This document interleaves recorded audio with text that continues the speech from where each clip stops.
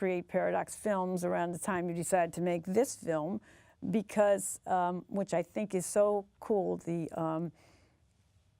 your mission or your mantra or whatever you want to call it is to give, your mission statement is giving to those in society who live paradoxically seen and not heard. So it's like people who've made great contributions or strides, but people just don't even know that they're exactly on the planet. So that's so cool, and is that hard to live the mission? Is it hard to make it happen? I mean, there's so many great stories out there. It's not hard to have that mission and to connect. I mean, basically, Marylou is the premier program coming out of Paradox. So, and I do already have my mindset on the next one. I can't talk about it yet, right now. Right.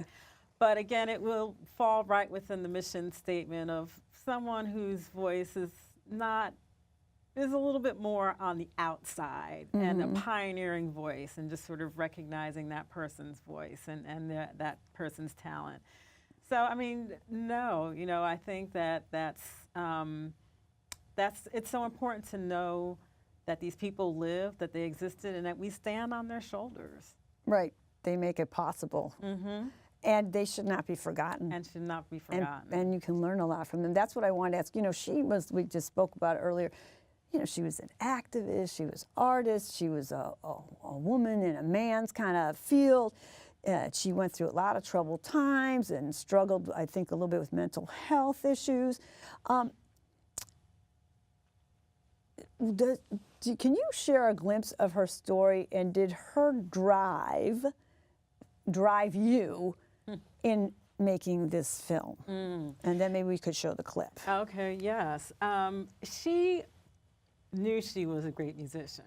There was no question in her mind that she knew where she belonged as far as in the jazz community.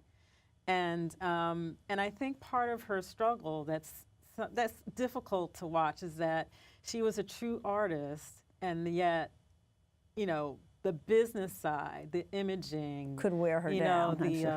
How you look, how for women particularly, how you come across on stage. That wasn't her. She wanted to just do her thing. That wasn't her. That wasn't her focus. I'm an artist. You should listen to the music. And so that's sort of the conflict that happens later on in her life.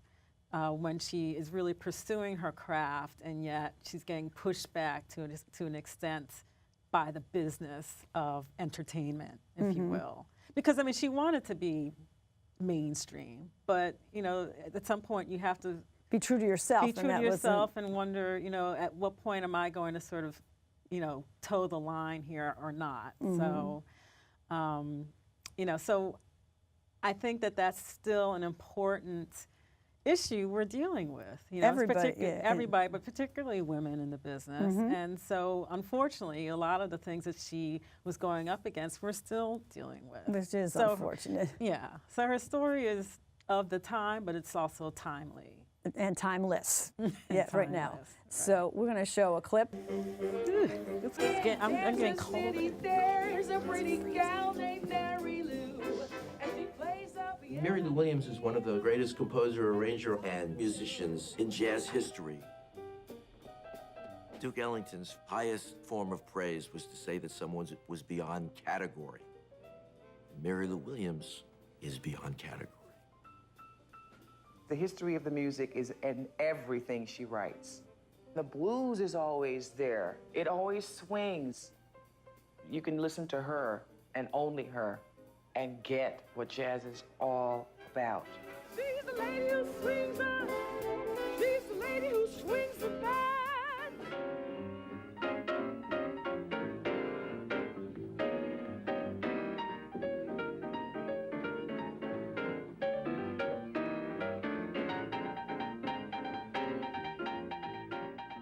Marylou was always bucking against what the norm was and trying to expand this notion of what jazz was. She didn't want to be boxed in. She didn't want to be labeled. Her contribution to this music make her a pioneer, irrespective of gender. But Marylou Williams is not well known because she's a woman. Music is so male-controlled that it's very difficult for women instrumentalists to get any respect.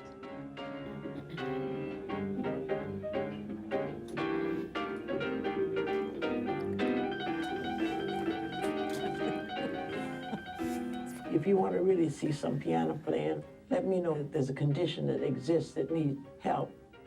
Then I'll do something. I'm like a big bear then doing it. I'll just go through all kind of changes to do good.